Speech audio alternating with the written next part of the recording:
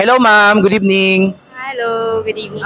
Bilang estudyante po, papayag po ba kayo na si VP Sara Duterte po kasi humingi siya ulit ng additional funds ngayon? Apparently, hindi niya pa po napapaliwanag kung saan napunta yung pondo ng DepEd dati nung siya pa yung secretary. Tapos ngayon, madalas nasa abroad siya.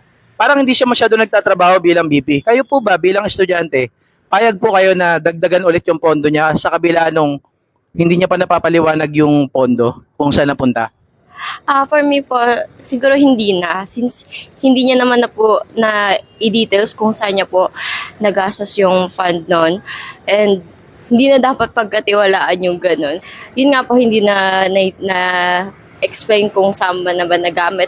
Malay po natin, gamitin lang po siya.